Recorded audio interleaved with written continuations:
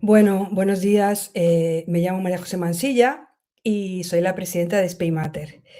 ¿Y qué es Spay Mater? Madre de la Esperanza, pues es, es una asociación provida de la Iglesia, asociación pública de fieles, que tiene como carisma pues ser el rostro de la misericordia para las víctimas de la cultura de la muerte.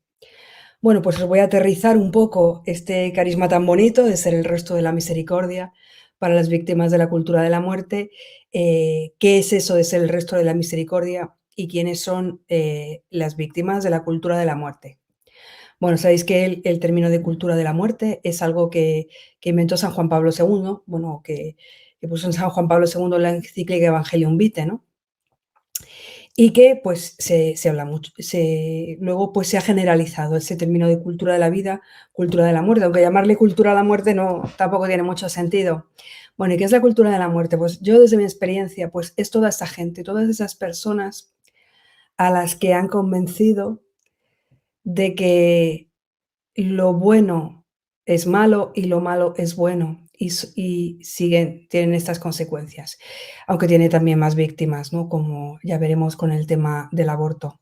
Entonces, las víctimas de la cultura de la muerte son estas personas. Por supuesto que es una persona a la que han dicho y la han convencido de que abortar es normal, de que no pasa nada, de que es bueno, que es algo que no tiene mayor importancia y que por supuesto es su derecho. Y después se encuentra con que su naturaleza le dice que ella ha matado a su hijo y se muere con la culpa, con el dolor, con la tristeza de todo lo que ha sucedido. Una víctima de la cultura de la muerte es también, por ejemplo, aquella chica o adolescente a la que han convencido o bien que empezar a tener relaciones con 14 años es normal, o bien que esa persona ha sufrido abusos cuando ha sido pequeña, o que la convencen de que el matrimonio no existe, o que, bueno, pues hay que probar, ¿no? Y al final se encuentra con que se siente utilizada y se siente absolutamente miserable y se odia a sí misma. Eso es una cultura de la muerte.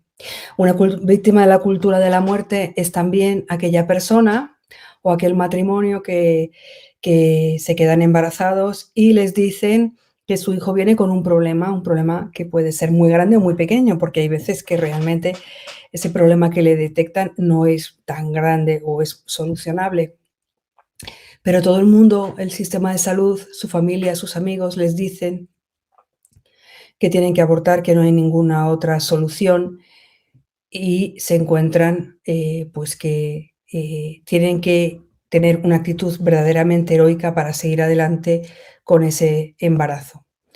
Pues esa también es una víctima de la cultura de la muerte, ¿no? O aquella persona que se encuentra con un embarazo inesperado.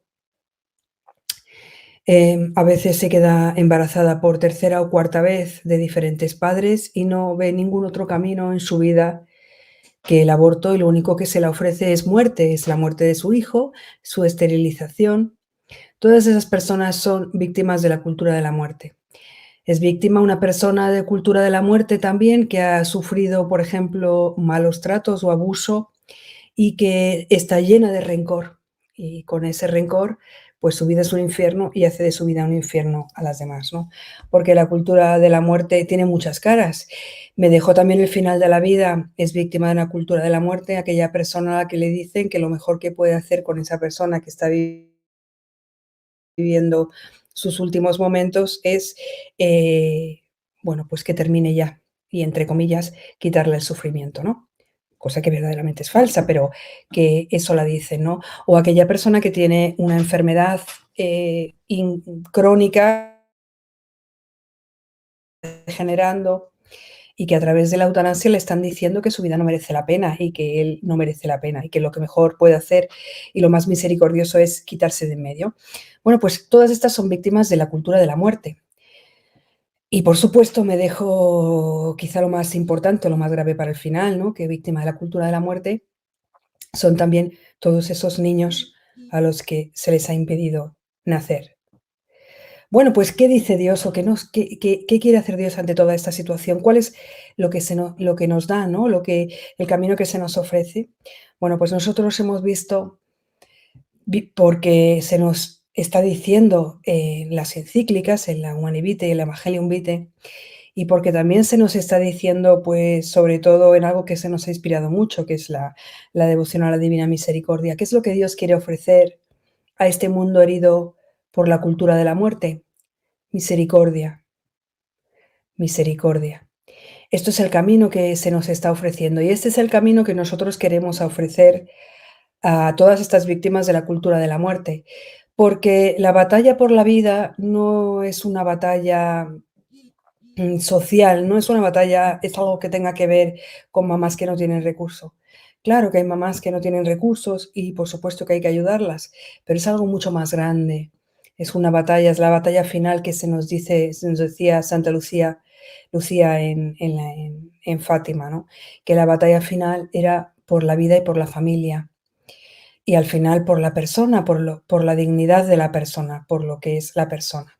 Bueno, pues el Señor nos ofrece, este camino de misericordia y también se nos ha dicho en las encíclicas, se nos ha dicho incluso el Papa emérito Benedicto XVI, una frase que para nosotros es muy inspiradora en Spei Mater, que es que el evangelio de la vida es el evangelio de la misericordia. Bueno, pues esta misericordia, ¿cómo la llevamos? Pues el Señor lo que le gusta es hacer las cosas en su iglesia. Por eso cuando en la parábola del buen samaritano, que nos explica Benedicto XVI hablando justamente de las víctimas de la cultura de la muerte, se nos dice que no solamente hay que ofrecer esa misericordia a toda esa muchedumbre herida, sino que hay que llevarla a la posada. ¿Y la posada cuál es? Pues la posada es la iglesia. Y por eso nace y se funda Spei Mater como una asociación pública de fieles, que eso significa que representa a la iglesia, que es la misión de la iglesia.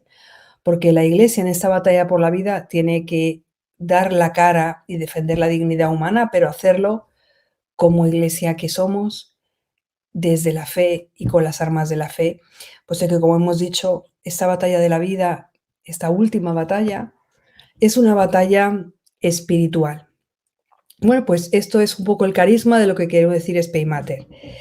¿Qué es lo que hace Spei Mater? Bueno, pues si os parece, primero os cuento un poco cómo nace, porque creo que es una historia muy bonita, porque pienso que las cosas en la iglesia, todos los distintos movimientos, las congregaciones o los distintos carismas o incluso las distintas asociaciones nunca vienen de que haya personas que se sienten en un cuarto a hablar de qué hacer, sino que es Dios mismo que toma la iniciativa y es Dios mismo que pone en el corazón de las personas pues ese deseo, ¿no? Ese deseo para dar respuesta a esa necesidad, a ese sufrimiento del hombre, a esa necesidad de salvación en todos los sentidos y lo da a través de un carisma en la iglesia. ¿Cómo surge el carisma de Spei Mater o esta respuesta integral o espiritual de Spei Mater? Bueno, pues surge por una parte de esa experiencia que yo he tenido de conocer pues a estas víctimas de la cultura de la muerte, específicamente pues a mamás que se encontraban en una situación muy difícil de soledad y de abandono ante un embarazo inesperado o ante un embarazo en el cual se le detectaba cualquier tipo de problema o cualquier tipo de discapacidad o de enfermedad en el niño. Ha sido de conocer de primera mano también la devastación que crea el aborto, ¿no? Como la persona, no solo la madre, sino todo el entorno familiar de ese niño, porque el embarazo no es solo una cuestión de mujer, una mujer no se queda embarazada sola, ni el embarazo es cosa solo de mujeres, ni el aborto es solo de mujeres. Pues ver la devastación que da el aborto y, y que el Señor me mostró, no, bueno, no solo a mí, ¿no? Porque creo que este deseo lo puso en el corazón también de otras muchas personas que hemos ido encontrando después. Pues esta devastación y todo esto y esta situación, ¿no? Tan difícil en el que se encuentran tantas personas no se solucionaba con encontrarles un trabajo o con darle una canastilla, aunque en su momento, pues también a lo mejor hay que hacerlo también, ¿no? Una cosa no quita la otra, ¿no? Sino que lo que había en su corazón era una necesidad enorme de sentirse amadas, de sentirse perdonadas una necesidad de Dios, ni más ni menos, y un vacío y una devastación de la cultura de la muerte que solo Dios puede sanar y solucionar, ¿no? Y bueno, pues eso es lo que el Señor pone en mi corazón y en el corazón de otras personas, y que también había puesto, desde hacía muchísimos años en el corazón de don Juan Antonio Reig, el obispo de Alcalá de Henares, y que por otra parte es lo que nos dice la Evangelium Vitae, ¿no? Que la pastoral de la vida tiene que ser pastoral ordinaria de la Iglesia.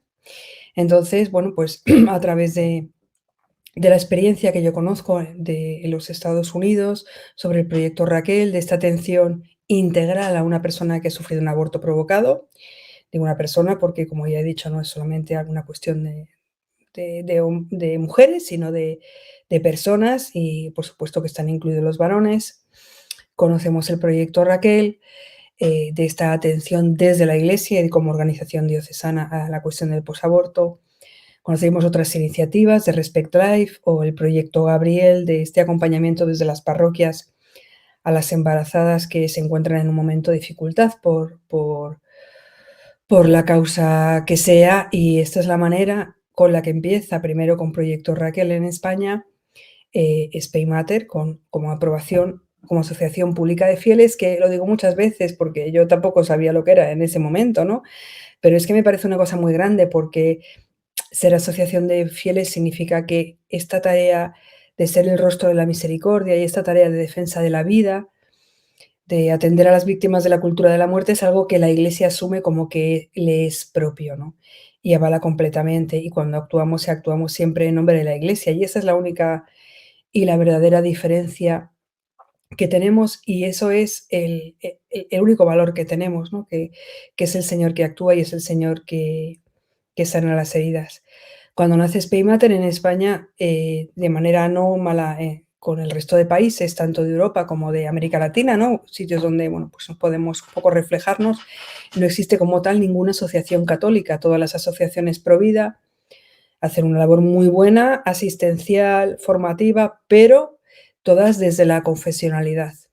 Y lo que nosotros sabemos es que sin el Señor no podemos hacer nada, que la batalla de la vida, es una batalla espiritual y por lo tanto, humanamente, pues no tenemos las de ganar, no tenemos ni los medios que tiene el mal, pero tenemos algo mucho más importante, ¿no? Algo que hizo que David venciera a Goliat, que es la presencia del Señor, que es el que realmente puede cambiar las cosas.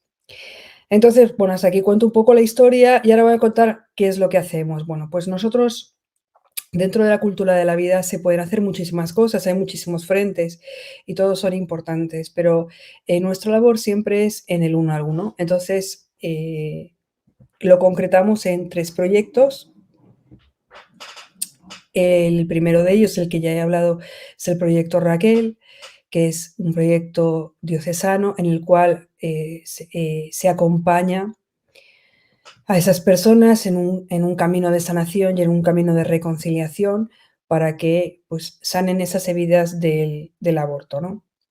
Esto es nuestro proyecto, primero. Es verdad que lo recogimos un poco de la experiencia de Estados Unidos, y este proyecto nos parece, es que realmente es una obra de Dios, es una genialidad de Dios, ¿no? Decimos muchas veces. ¿Por qué decimos que es una genialidad? Pues porque siempre que se había planteado la lucha por la vida, pues se plantea cuando efectivamente hay algo que se puede hacer, cuando aún no se ha producido el aborto, ¿no? Y la finalidad más evidente es la de salvar al bebé. Pero qué genialidad que el Señor y que la Iglesia, que es la primera que dice que defiende, pues, la sacralidad de la vida y el horror que es el aborto, pues, que sea justamente la Iglesia la que se ocupa de aquellas personas que ya han abortado, para abrirles ese camino de la misericordia, para reconciliarlas, ¿no? Y, por otra parte, es una manera, de enseñar este mensaje pro vida de otra manera, ¿no? Porque, indirectamente, si el aborto crea una devastación tan grande de la mujer, por una parte, ese argumento de que existe, de que es un derecho nuestro, de que hay un conflicto de intereses entre la madre y el hijo, y entonces, y el bebé, y entonces la madre tiene derecho a elegir. Bueno, pues, ¿qué es lo que nos está diciendo? Que eso es todo mentira, son las mentiras de la cultura de la muerte. Porque la cultura de la muerte, como nos dice San Juan Pablo II, sigue la estrategia del demonio. ¿Y cuál es la estrategia del demonio? Mentir para matar, para destruir. Y entonces esas son las mentiras que nos cuentan, ¿no? Que es un derecho de la mujer. Pero si una mujer después de abortar queda no solo una mujer, también un varón, aunque de alguna manera obviamente la mujer lo vivimos físicamente, ¿no? Lo vivimos de una manera intensa, pero también lo viven los varones, porque los varones también pierden un hijo. Pues, si realmente el aborto no es un derecho de la mujer, no es algo que la libera de un, entre comillas, embarazo indeseado, sino que es algo que no solamente destruye la vida del niño, sino que destruye la vida de la madre y destruye la vida de toda la familia, ¿dónde está ese supuesto derecho y libertad de la mujer, no? Las argumentaciones abortistas, pues, se caen por su peso, ¿no? Y también esto que muchas veces se nos ha reprochado a la Iglesia, como que nos interesa el bebé y no nos interesa la madre. Primero de todo, que parte de la falacia de que existe un bien para la madre distinto al bien para el hijo, mientras que no existe en realidad esto, ¿no? O sea, el bien de la madre y del hijo es el mismo. Pues qué maravilla que sea solo la Iglesia la que, cuando una persona queda devastada por el aborto y todos aquellos que la han incitado a abortar, se retiran. Bueno, pues ha sido tu decisión, pues tú ya tomaste la decisión, pues eres una exagerada. La única que tiene la mano es la Iglesia, ¿no? Con esta mirada de misericordia. Y misericordia no significa decir que lo que está mal está bien, lo que está mal está mal. Y no hay mayor misericordia que decir la verdad a una persona y decirla lo que ya sabe que ha ocurrido, pero misericordia es sacarla de eso, ¿no? Ofrecerle el perdón y la sanación y hacer que de ese hecho tan terrible que es el aborto y que es la muerte de un bebé, pues salga una historia de conversión, una historia de sanación para la madre. Y eso tiene un efecto expansivo increíble. Y por otra parte, el proyecto Raquel también es una riqueza para la Iglesia porque es una experiencia de fe para todas aquellas personas que forman de, de ese... Es una experiencia de fe, sobre todo, de ese dolor tan grande o esa devastación que deja el aborto. En realidad es el dolor y la devastación que deja el pecado, ¿no? Porque el pecado es algo que destruye, no es algo bueno que está prohibido, es algo que nos destruye, pero sobre todo y ante todo hemos sido conscientes y hemos visto la acción de Dios en esa persona, cómo la restaura, ¿no? Parafraseando lo que nos dice el Señor a través de Santa Faustina Kowalska, es como promete que la divina misericordia no solamente perdona ese pecado, ¿no? Que ya es algo grandioso y increíble y maravilloso, sino que restaura completamente a esa persona. Bueno, pues qué maravilla, ¿no? De eso es de lo que somos testigos. Y como esto que nosotros hacemos, o en lo que nosotros somos instrumentos del Señor, también nos transforma a nosotros, ¿no? También nos damos cuenta, pues, de varias cuestiones, ¿no? De la importancia o del gran don que es el sacramento de la penitencia, que a veces tampoco usamos, del que tampoco hablamos o del que tampoco valoramos. Y cómo los conversos nos hacen ver pues el horror que es vivir sin el Señor y la maravilla que es conocerle, ¿no? Que a veces también se nos olvida este gran regalo de la fe que tenemos. Bueno, pues ese sería el primer proyecto, el proyecto Raquel, del acompañamiento al posaborto, que está, bueno, estamos más o menos en 40, 45 diócesis españolas, ¿no? Speymater como tal, el proyecto Raquel. Siguiente proyecto de Speymater, proyecto Ángel, que es el acompañamiento a un embarazo en dificultad. Bien, ¿qué distingue Proyecto Ángel de, bueno, pues cualquier otra asociación que también, pues, ayuda a las personas al embarazo en dificultad? Bien, pues, la cuestión está, como he dicho antes, que no es únicamente una cuestión de madres que carecen de recursos. Bien, está que muchas veces si hay un cierto problema económico, puesto que son embarazos a veces, no siempre, también hay dentro del matrimonio, ¿no? Pues de madres que tienen una no están casadas, ni siquiera son una pareja estable con el padre de la criatura, o es una relación ocasional.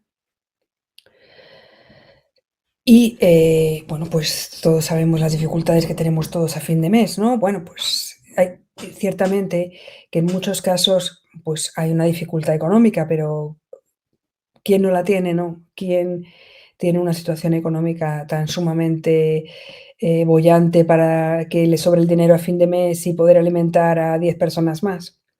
Pues sí se puede, ¿no? Pero el problema no está tanto en eso, sino está en esa mentalidad.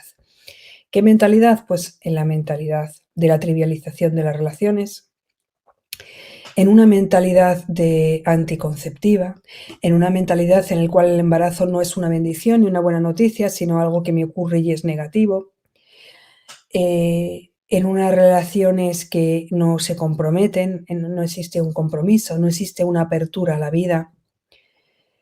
Todo esto es el problema. Al final el problema está en esta mentalidad de muerte que nos ha sido inoculada. Por lo tanto, aunque haya que acompañar a esas personas y ayudarlas, económicamente o socialmente si es necesario, esta es la parte más sencilla. La parte más compleja, pero también la más necesaria y las que ellas verdaderamente necesitan, es este anuncio del evangelio de la vida. Es que alguien les anuncie, la verdad sobre sí mismas, sobre su dignidad, sobre su cuerpo, sobre las relaciones, sobre el amor y que las ayude a darse cuenta de la bendición que es siempre un hijo. Y esto lo hacemos a través de un acompañamiento personalizado y de varias figuras, ¿no? El rescatador, que es el que en ese momento, pues, en una situación de emergencia hace esta primera, actuación. El ángel, que es la que la va a acompañar emocionalmente, la va a acompañar también espiritualmente. Y lo que nosotros buscamos con ese ángel es la conversión por envidia, es decir, que esa persona vea que existe otra manera de vivir,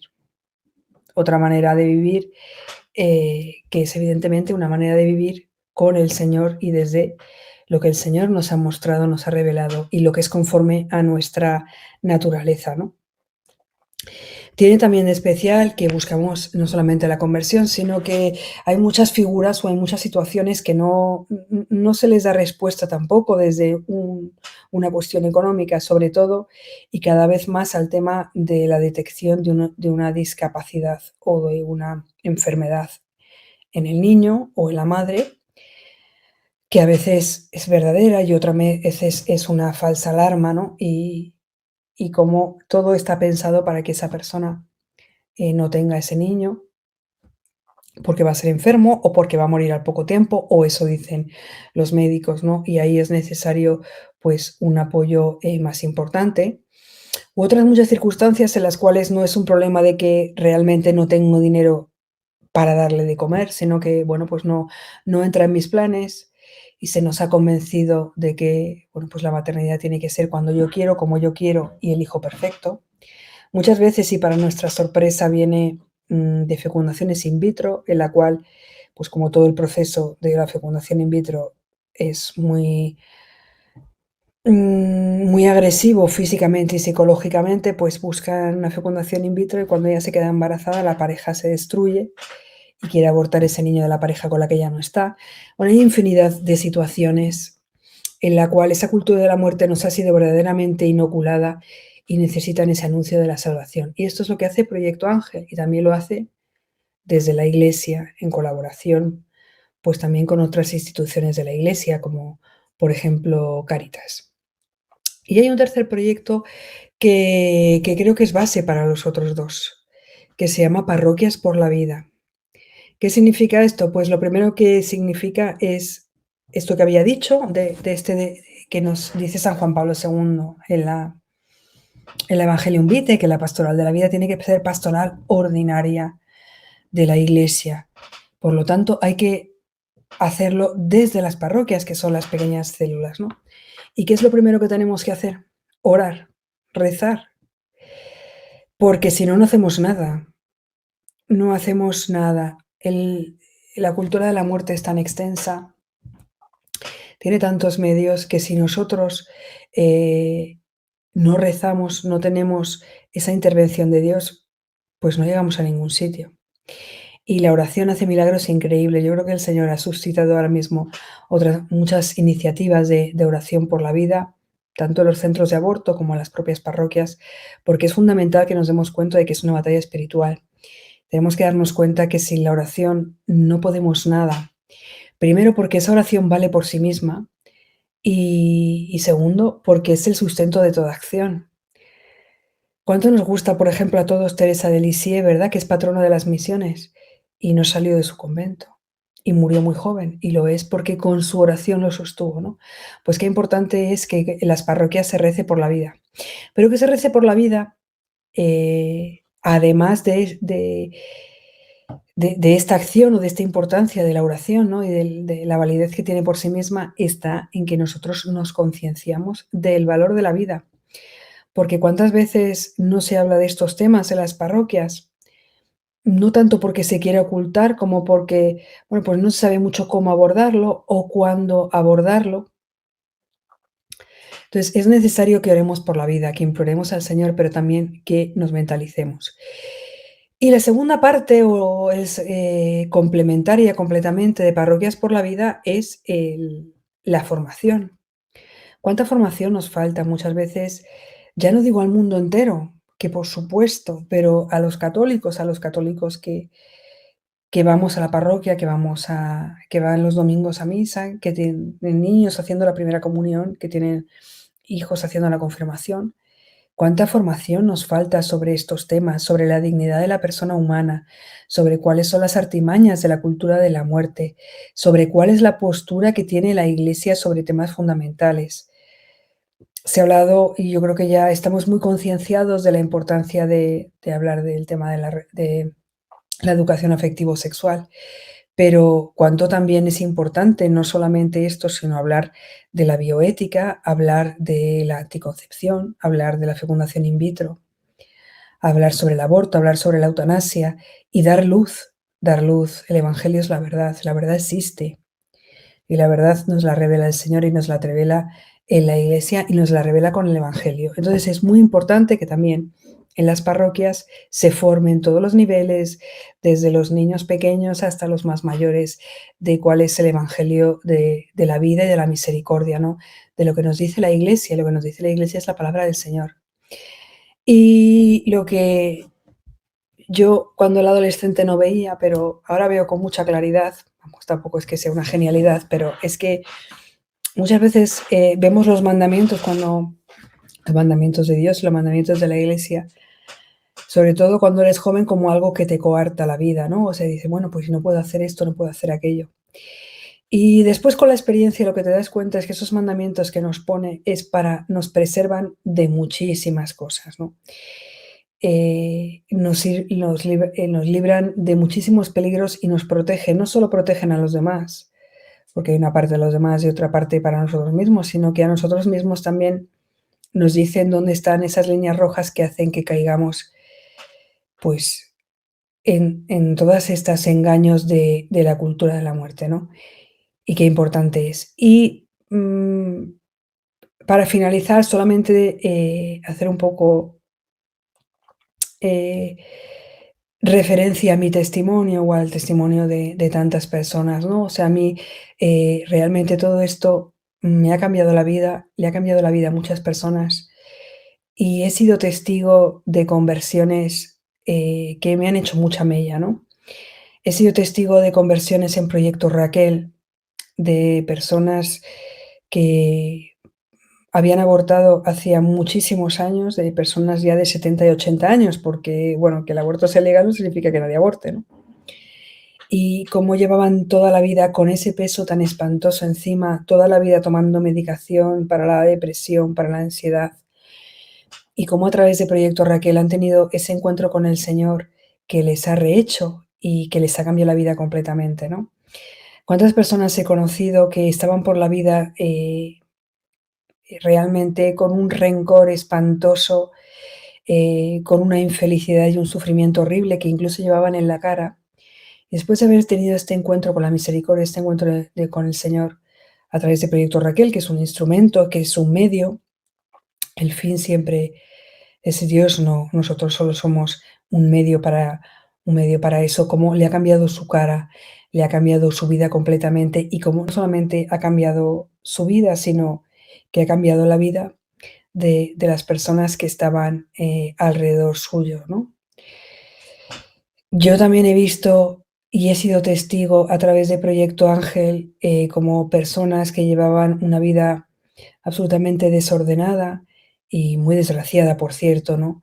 Que eran verdaderamente, esclavas del varón o sometidas al varón, ¿no? Que tenían relaciones con unos y con otros, pensando que era lo normal y buscando, eh, satisfacer ese deseo que tenemos todos, pero yo creo que de manera especial nosotras las mujeres, ¿no? De sentirnos amadas y valoradas, buscándolos por esos caminos que le llevaban a la muerte, cómo realmente, a través de la conversión han cambiado su vida, han aprendido a relacionarse, han aprendido a respetarse y tienen ese gozo en el corazón tan grande de haber tenido el encuentro con el Señor, se han integrado en la Iglesia.